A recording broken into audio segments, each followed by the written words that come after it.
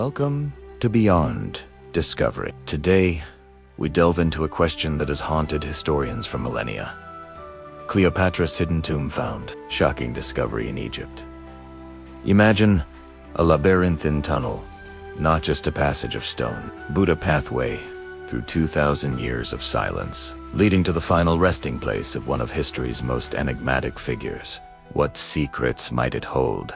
What truths about Egypt's last pharaoh, a queen whose life and death still echo through time, are poised to emerge from the darkness? We invite you to join us on this extraordinary journey. Let us know in the comments where and when you are watching from. The Egyptian sun beat down on the ancient ruins of Taposiris Magna, its relentless heat, blurring the distinction between the golden sand and the crumbling ochre stone. Dust, fine as flour, coated everything, settling on the worn canvas hat of Dr. Eris Thorne. His mid-40s face was a roadmap of arid climates and late nights, grizzled but intelligent, framed by short salt and pepper hair. His deep-set, intense eyes, usually narrowed against the glare, held a flicker of something new today, a guarded hope that had long been dormant. For years, Eris had chased echoes, deciphering fragmented texts and scrutinizing the earth for hints of what lay beneath. His quest for Cleopatra's tomb, though often dismissed as a romantic folly by his peers, was an obsession woven into the fabric of his career. He had seen too many promising leads dissipate into mirages, too many grand pronouncements crumble into dust. Yet, this time, something felt different. Beside him, Dr. Lena Petrova, in her early 30s, moved with a lean, athletic precision. Her short, dark hair, usually tied back to keep it out of the way, framed striking dark eyes that missed nothing. She was the antithesis of Eris's weathered intuition, a mind sharpened by modern archaeology, relying on data, logic, and an unwavering commitment to scientific rigor. Her skepticism was a shield, but beneath it lay a burning ambition to unearth truth, whatever form it might take. Their current endeavor had been a routine survey, a meticulous re-examination of anomalous subsurface readings. Near the Temple of Isis, a faint, almost imperceptible tremor the day before, during a localized seismic test, had caused a minor collapse in an unstable section of the rock, revealing a dark, precisely cut void. The air that seeped from it carried the faint scent of undisturbed millennia. "The readings are consistent, Eris," Lena stated, her voice calm, devoid of the tremor that would have accompanied the words for anyone else. She gestured to the LiDAR scan on her tablet, tracing the contours of a subterranean anomaly, a perfectly rectilinear structure, extending at least 200 meters, far deeper than any known Ptolemaic or Roman water channel in the area. Eris nodded slowly, his fingers unconsciously tracing the rough stubble of his 5 o'clock shadow. Too straight for a natural formation, too deep for a simple crypt, and too quiet. The silence of millennia was not the same as the silence of a void. He knew it was heavier, pregnant with history. But it could be anything. Lena. A Roman sewer, a storage complex. We've seen these tantalizing shadows before. Lena met his gaze, her dark eyes unwavering. And we've dismissed them before.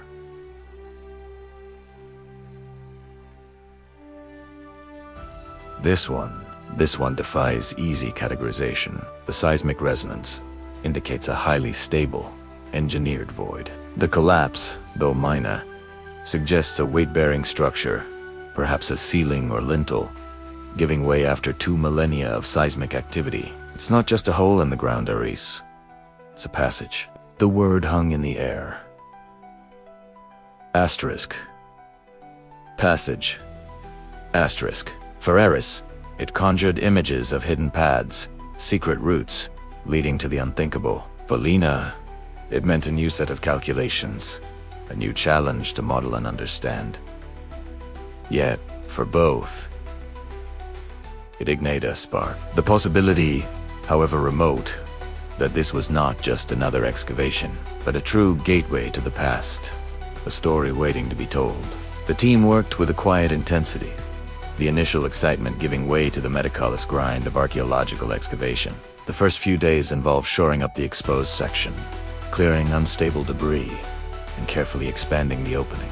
The humid air, thick with the scent of damp earth and ancient stone, pressed in on them. Every chevelfill, every brushstroke, was executed with an almost sacred reverence.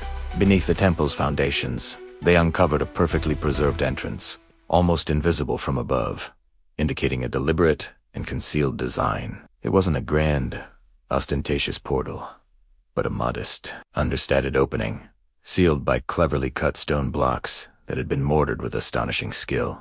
The initial lack of obvious markers puzzled Lena, who expected some form of dedication or protective iconography for a "It's too plain," she mused, examining the entrance with a high-resolution camera. No ankhs, no scarabs, no dedications to Osiris or Isis. It's almost hidden by its sign. Aris ran a gloved hand over the smooth, cool stone, or hidden asterisk from asterisk design. Lena, think of the context. Octavian's triumph, the deliberate erasure of Cleopatra from public memory. If this was her final resting place, it would have to be subtle, protected not by grandeur, but by obscurity. His words resonated, painting a vivid picture of a defeated queen, Isafine Defion, a secret burial orchestrated by loyalists against the wrath of Rome.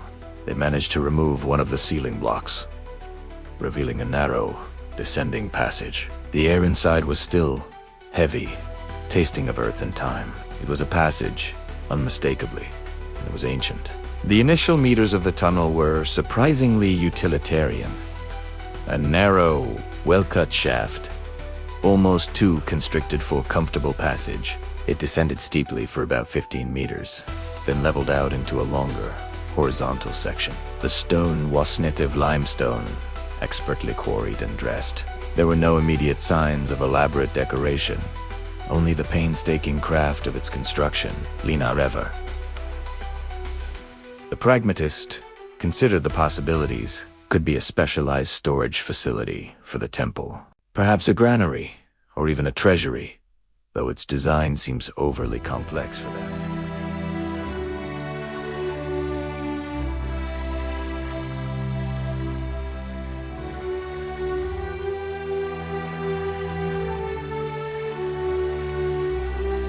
Eris, however, felt a growing sense of conviction. His fingers, calloused by decades of fieldwork, traced a faint, almost eroded symbol on the tunnel wall, barely discernible beneath a film of dust.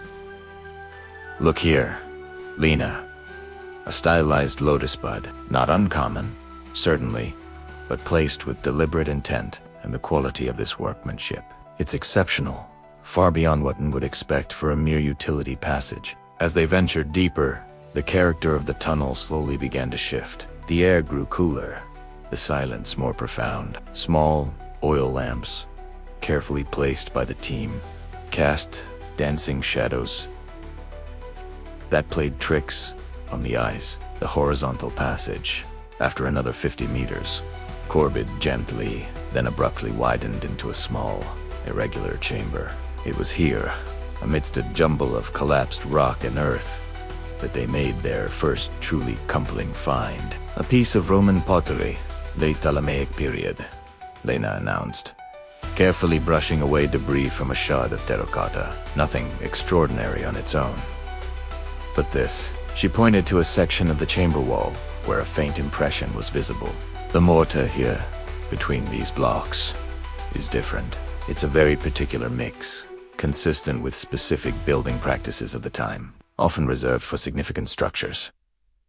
Then, Ares saw it, partially obscured by a fallen stone, a small, obsidian statuette. It was no larger than his thumb, exquisitely carved, depicting a protective deity. It was broken, but its craftsmanship was undeniable. This isn't Roman, he breathed, his voice hushed. This is Egyptian, deeply traditional. And the material, obsidian, was rare, usually reserved for objects of high significance, often royal. The tiny statuette, a silent guardian from 2 millennia past. Intensified seer focus. Lena dispatched samples of the mortar and surrounding soil for immediate analysis, while Aris, with a renewed vigor, began to meticulously map every contour of the chamber. This was not a random discard. It was a deliberate placement. Disrupted B. Time and collapse. The tunnel was no longer just a passage.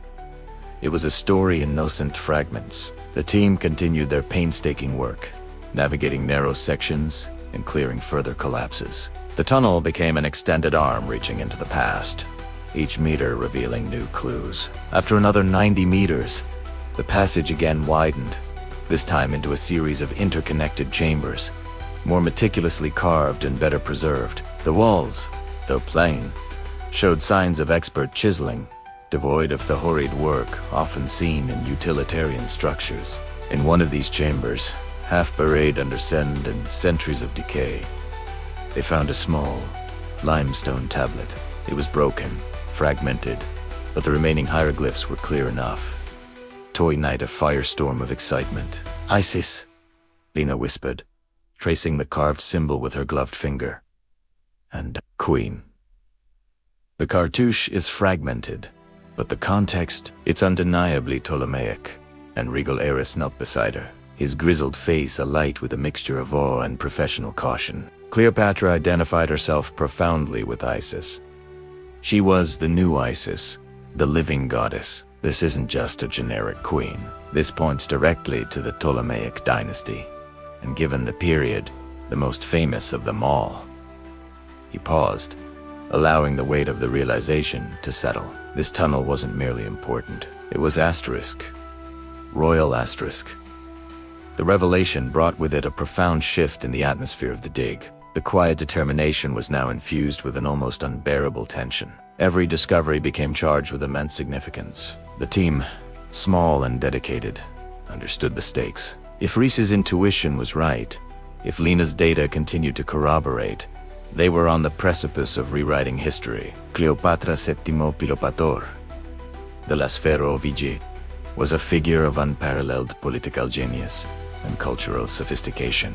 Born in 69 BC, she ascended to the throne in a turbulent era, navigating the treacherous waters of Roman power politics with remarkable skill. She was not just a seductress, as Roman propaganda later depicted her, but a brilliant strategist, a multilingual scholar, and a formidable ruler who fought fiercely for the independence of her kingdom. Her alliances with Julius Caesar and Mark Antony were not mere romantic liaisons, but calculated political maneuvers designed to secure Egypt's place in a rapidly changing world. Yet, despite her fame, the location of her tomb remained one of history's greatest unsolved mysteries. After her defeat by Octavian at the Battle of Actium, and her subsequent suicide in 30 BC, Roman chroniclers deliberately obscured her burial, eager to erase her memory from history. Accounts varied, some suggesting she was buried with Antony, others implying a secret location, but none provided definitive clues. It was a calculated act of historical suppression, an attempt to deny her the monumental Egyptian burial rites she deserved. For 2 millennia, her resting place remained elusive, a silent challenge to archaeologists, as Eris and Lena delved deeper into the tunnel. The history of Cleopatra became not just a subject of study, but a living, breathing presence around them. The tunnel's design, previously baffling, now seemed to whisper her story. Its hidden nature, its winding path, the subtle royal markers, it all fit the narrative of a queen whose final wishes would have been carried out in defiance of a conquering empire. Eris remembered a lecture he had given years ago, one that had been met with polite skepticism. He had argued that Cleopatra, ever the theatrical and intelligent ruler, would have orchestrated a burial that honored her Egyptian heritage while simultaneously ensuring its secrecy from Roman eyes. He had posited that her tomb would not be in the ostentatious style of the earlier pharaohs, but would instead blend into the landscape. A quiet sanctuary rather than a defiant monument. The tunnel, as it unfolded before them, seemed to be the very embodiment of that theory. Lena, meanwhile, focused on the tangible. Her team used ground-penetrating radar to map the Serendingology, revealing an intricate network of voids beyond the immediate tunnel. "The consistency of the limestone is unusual here," she noted, pointing to a spectral image on her laptop. It suggests significant quarrying and backfilling, a monumental effort to create this passage and then conceal it completely. The sheer scale of the labor implied a project of immense importance.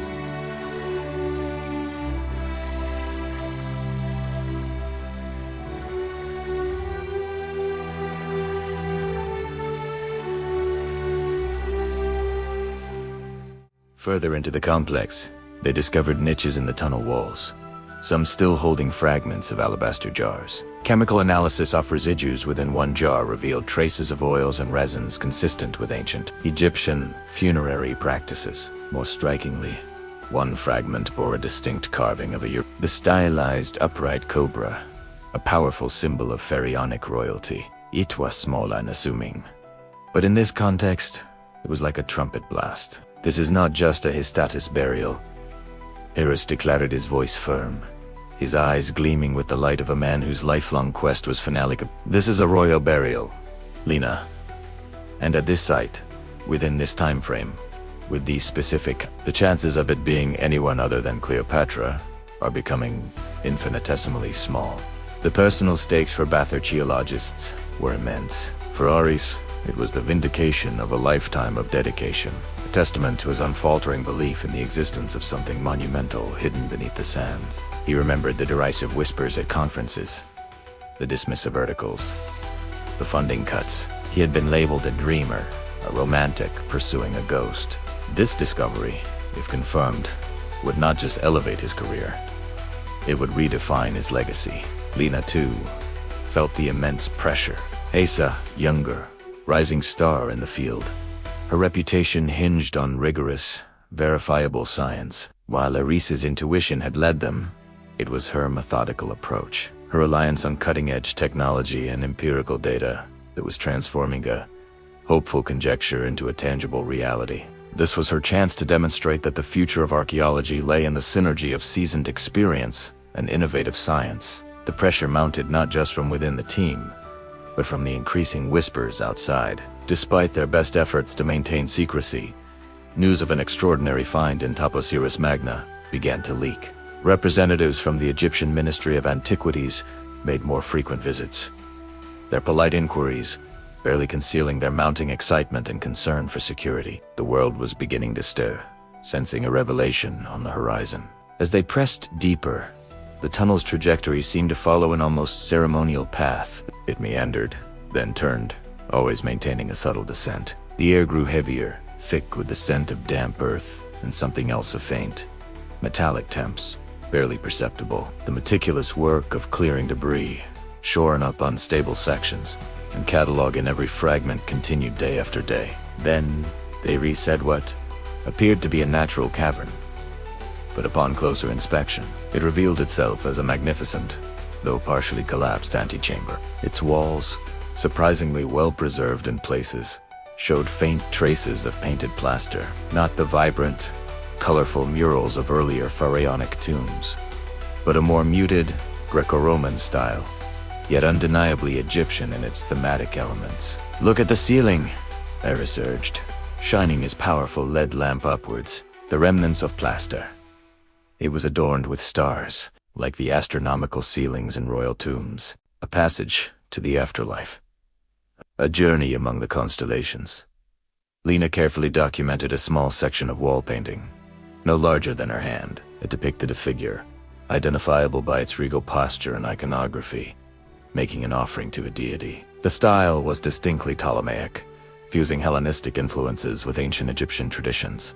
"The head of the figure is missing due to erosion," she observed, her voice barely a whisper, but the regalia, the royal sash, the elaborate collar. "This is a queen."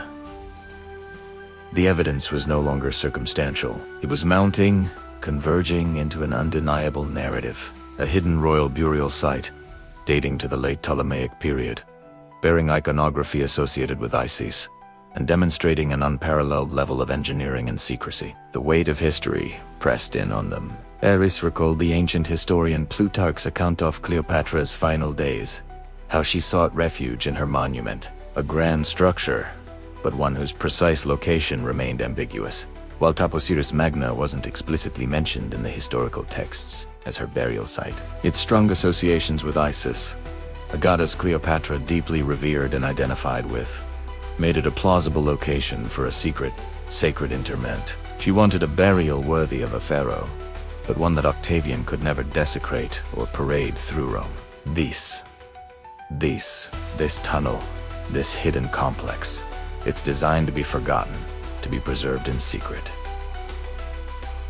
Lena's team, employing advanced sonar and magnetic field sensors, began to penetrate the remaining solid rock beyond the antechamber. The data was startling. There's a massive chamber directly beyond this wall, she reported, her eyes glued to the monitor, her fingers flying across the keyboard, approximately 15 by 10 meters, and untouched. No significant air currents, no signs of disturbance for centuries. The magnetic readings indicate metallic anomalies, substantial ones, within.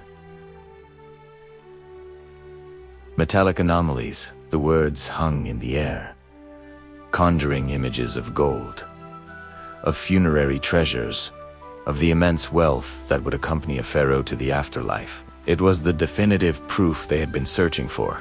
The labyrinthine passage had led them not to an empty crypt, but to a sealed, undisturbed chamber. The atmosphere in the antechamber, the long hours, the physical discomfort, the intellectual challenges, all faded into the background, replaced by an overwhelming sense of awe and anticipation. Aris and Lena stood before the final barrier, a massive, unworked section of bedrock. It was not a grand door, but an almost geological concealment. A deliberate choice to make the final chamber indistinguishable from the surrounding earth. Using a specialized micro-camera, they drilled a minuscule hole through the bedrock, no larger than a pencil. The fiber optic cable snaked through the opening, and on a monitor, the grainy image flickered to life. What they saw took their breath away. The camera, equipped with infrared illumination, revealed a vast, dark. In the center, two colossal sarcophagi, exquisitely carved from black granite, lay side by side. Glimpses of what appeared to be gilded objects were scattered around them, shimmering faintly in the camera's dim light. The chamber was undisturbed, untouched by human hands. For 2 millennia, a thick layer of dust lay over everything, a silent witness to history.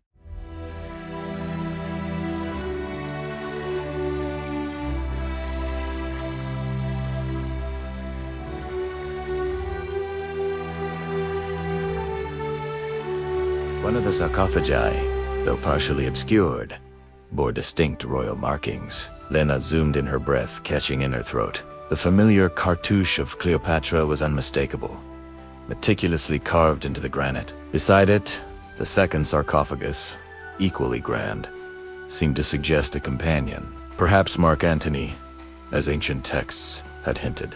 Aris leaned forward, his face etched with emotion, tears welling in his deep-set eyes. His grizzled features, usually stoic, softened with a profound sense of wonder. Cleopatra, he whispered. The name of reverence, an act of hamageto, a queen finally found.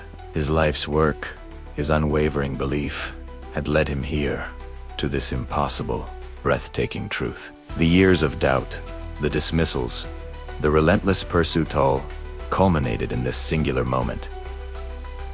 He had found her. He had touched the very edge of her final mystery. Lena, typically composed and analytical, was equally overcome. She stared at the monitor, her scientific mind processing the implications. The scale of the discovery, this historic weight of what they were witnessing, was almost too much to comprehend. This wasn't just an archaeological find. It was a revelation that would rewrite history books, challenge entrenched narratives, and offer a direct conduit to understanding one of the world's most legendary figures. The shocking truths the summary spoke of, the untold stories, lay within that very chamber. The ethical considerations were immediate and profound. To simply blast open the chamber would be an act of desecration, an irreparableness of historical context. The priority now was preservation, meticulous planning, and the deployment of advanced conservation techniques. The tomb could not be rushed. It had waited 2,000 years. It could wait a little longer for the world to prepare. The news, once officially confirmed and cautiously released, would send shockwaves across the globe. For Eris and Lena, it was the end of one journey and the beginning of another, far grander one. The discovery of Cleopatra's hidden tomb was not merely an archaeological coup. It was an invitation to step back in time to finally hear the silenced voice of Egypt's last pharaoh and to understand, at long last, the true story of her life, her alliances and her tragic yet defiant end. The secrets, shielded for centuries by darkness and dust, were now on the cusp of being unveiled, ready to reshape our understanding of ancient history forever. We extend our warmest thanks for joining us on this extraordinary journey through history and discovery. The potential of this find and the dedication of brilliant minds like Dr. Aries Thorne and Dr. Lena Petrova remind us that the past still holds countless secrets waiting to be unearthed. If you have been captivated by this story, please subscribe to Beyond Discovery for more episodes that push the boundaries of knowledge and challenge our understanding of the world.